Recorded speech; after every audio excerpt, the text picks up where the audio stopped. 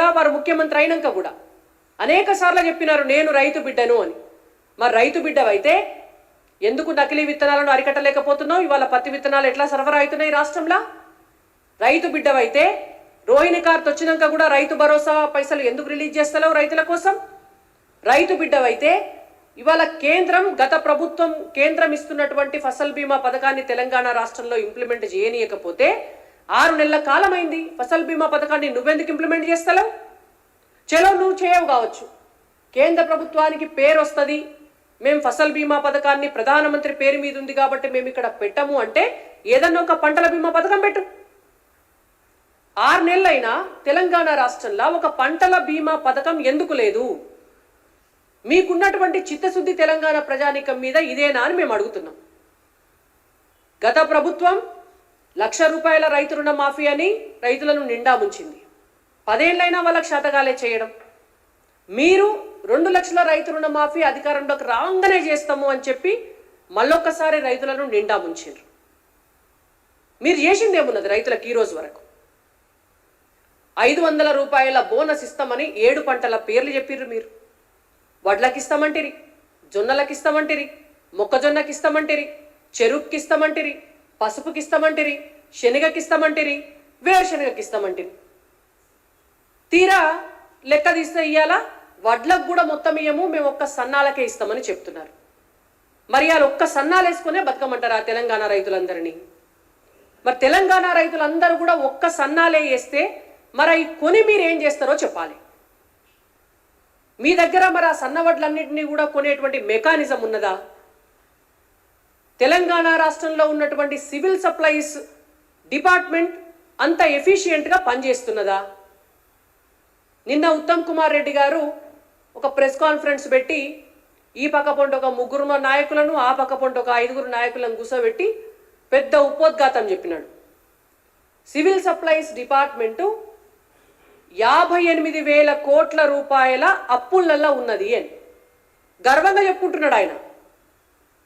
58,000 కోట్ల రూపాయల అప్పుల్లో సివిల్ సప్లైస్ డిపార్ట్మెంట్ ఉన్నది. 11,000 కోట్ల రూపాయల నష్టాల్లో ఉన్నది సివిల్ సప్లైస్ డిపార్ట్మెంట్ అని. ఇవాళ మేము భారతీయ జనతా పార్టీగా ఒక్కటే క్వశ్చన్ అడుగుతున్నాం. సివిల్ సప్లైస్ డిపార్ట్మెంట్ చేయాల్సినటువంటి పని ఏం చేస్తుంది? కేంద్రానికి రాష్ట్రానికి వడ్లను కొని ఇస్తుంది గంతే. మరి సివిల్ సప్లైస్ డిపార్ట్మెంట్కు 58,000 కోట్ల రూపాయల అప్పు చేయవలసినటువంటి అవసరం ఎందుకు వచ్చింది? ఇది కాళేశ్వరం కంటే పెద్ద స్కాము. కాళేశ్వరం కంటే పెద్ద స్కాము సివిల్ సప్లైస్ డిపార్ట్మెంట్లో జరిగింది. మీ నోటెంబడి మీరు చెప్పిన మాటే. మీ సివిల్ సప్లైస్కి సంబంధించినటువంటి ప్రభుత్వం ఇచ్చినటువంటి లెక్కలల్లా ఉన్నటువంటి విషయం 58,000 కోట్ల రూపాయల అప్పు ఎందుకైతుంది సివిల్ సప్లైస్ డిపార్ట్మెంట్కి? మీరేం ఖర్చు పెట్టినరని అవుతుంది? మీరేమన్నా గోడౌన్లు కట్టిర్రా? లేకపోతే మీరేమన్నా పెద్ద పెద్ద నిర్మాణాలు చేసిర్రా? లేకపోతే మీరేమన్నా మార్కెట్ యార్డులు కట్టినరా? లేకపోతే ఇంటింటికి రైతుకు ఒక గోడౌన్ కట్టి పెట్టినరా? ఒక్కో రైతుకు ఒక్కో గోడౌన్ కడితే కూడా 58,000 కోట్ల రూపాయలు కావు తెలంగాణ రాష్ట్రంలో. మరి మీరు ఎందుకు అప్పు చేసిండ్రు?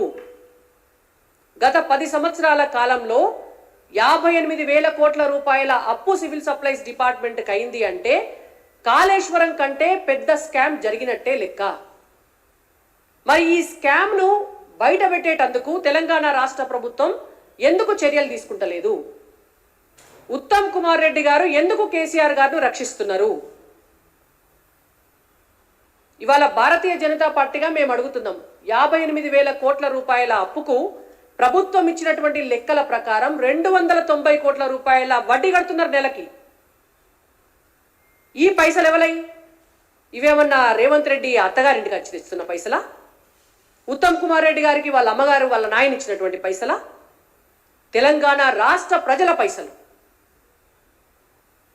ఎవల కోసం మీరు అప్పు చేసిండ్రు? ఎవల కోసం మీరు వడ్డీలు కడుతున్నారు? ఎవల కోసం సివిల్ సప్లైస్ని 11,000 కోట్ల నష్టాలలో ఉంచిండ్రు? దీని వెనుకాల ఉన్నటువంటి లోపాయికారి కుమ్ముకు గత బీఆర్ఎస్ పార్టీ ప్రభుత్వానికి రైస్ మిల్లర్లకు మధ్య ఉన్నటువంటి అవగాహన ఏం జరిగింది అనేటువంటిది ఈ ప్రభుత్వం ఎందుకు బయటపెడతలేదు? మేము రైస్ మిల్లర్స్ని అందరినీ అంటలేదు, నిజాయితీ పరులు కూడా ఉంటారు రైస్ మిల్లర్స్లా. కానీ ఇవాళ ఇన్ని వేల కోట్ల రూపాయల అప్పు ఉన్నది అంటే దాని వెనకాల రైస్ మిల్లర్లకు, బీఆర్ఎస్ పార్టీ ప్రభుత్వంలో ఉన్నటువంటి ఆనాటి పెద్దలకు, కాంగ్రెస్ పార్టీ ప్రభుత్వంలో ఉన్నటువంటి ఈనాటి పెద్దలకు మధ్య ఏ లాలూచి పడి ఇవాళ తెలంగాణను మీరు ఇన్ని నష్టాల లోపలికి తీసుకుపోతున్నారు అని మేము అడుగుతున్నాం. ఎందుకు దీనిపైన ఎంక్వైరీ వేయకూడదు అని మేము అడుగుతున్నాం. నిన్నగాక మొన్న ఒక రైస్ మిల్లర్స్ అసోసియేషన్ నాయకుడిని అరెస్టు చేసి అర్ధరాత్రి తీసుకుపోయి మెజిస్ట్రేట్ ముంగట ప్రవేశపెట్టిండ్రు. మరి మీరు అర్ధరాత్రి అరెస్టు చేసినటువంటి, మెజిస్ట్రేట్ ముందు ప్రవేశపెట్టినటువంటి ఆ రైస్ మిల్లర్ ఓనర్ ఎవరైతే ఉన్నాడో ఆయన ద్వారా రాబట్టినటువంటి అంశాలేంటియో ప్రజల ముందు పబ్లిక్ డొమైన్లో పెట్టాలి.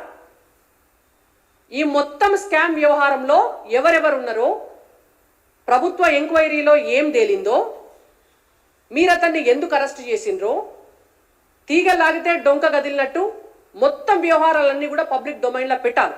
ఎందుకంటే ఇది తెలంగాణ రాష్ట్రంలో ఉన్నటువంటి రైతులందరికీ సంబంధించినటువంటి అంశం, ఇది తెలంగాణ సంపదకు సంబంధించినటువంటి అంశం.